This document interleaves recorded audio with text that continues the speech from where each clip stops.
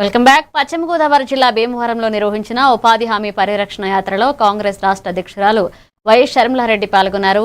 రచ్చబండ కార్యక్రమంలో ఉపాధి హామీ కూలీలతో ముఖాముఖి మాట్లాడిన ఆమె రాష్ట్రంలో టీడీపీ, జనసేన, వైసీపీ పార్టీలు బీజేపీకి తొత్తులుగా వ్యవహరిస్తున్నాయని విమర్శించారు.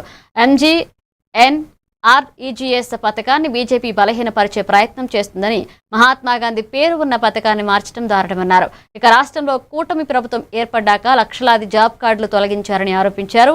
కేంద్రంలో బీజేపీ పాలనలో బడుగు బలహీన వర్గాలకు ప్రయోజనం లేకుండా కార్పొరేట్ కంపెనీలకే లాభం చేకూరిందని ఆమె విమర్శించారు. మన రాష్ట్రంలో ఎక్కడే కానీ పోయిన సంవత్సరం ఒక్క సంవత్సరం ఎగ్జాంపుల్ తీసుకున్నా 100 రోజులు పని ఎక్కడా ఇవ్వలేదు. ఇచ్చింది కేవలం 52 రోజులు మాత్రమే పని ఇచ్చారు. సగటున ఇచ్చిన రాష్ట్రంలో ఏ ఊర్లో తీసుకున్నా 52 రోజులకు మించలేదు పని ఇవ్వడం. మరి అలాంటప్పుడు 52 రోజులు కూడా వీళ్ళు పని ఇవ్వలేదు. వీళ్ళు 125 రోజులు ఇస్తామని కొత్త చట్టంలో చెప్తున్నారు. ఎలా నమ్మాలి? 100 రోజులు ఇవ్వాలి కానీ ఇవ్వలేదు.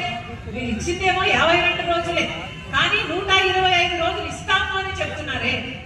అందుకే చెప్తున్నా, నీ 125 రోజులు పని ఇస్తాము అని బీజేపీ ఏదైతే చెప్తుందో అది పచ్చి అబద్ధం, బూటకం, ఒక మోసం. మిమ్మల్ని మభ్యపెట్టే ప్రయత్నం చేస్తున్నారు తప్పితే నిజంగానే వీళ్ళకి చిత్తశుద్ధి ఉంటే, వీళ్ళకి నిజంగానే 125 రోజులు ఇచ్చే చిత్తశుద్ధి ఉంటే కనీసం చట్టం చెప్పినట్టుగా 100 రోజులు పనైనా ఇచ్చేవాళ్ళు ఇన్ని సంవత్సరాలు. కానీ బీజేపీ అధికారంలోకి వచ్చిన 12 సంవత్సరాలలో ఏ సంవత్సరము 100 రోజులు పని ఇవ్వలేదు బీజేపీ పార్టీ. ఇప్పుడేమో 125 రోజులు ఇస్తామంటున్నారు.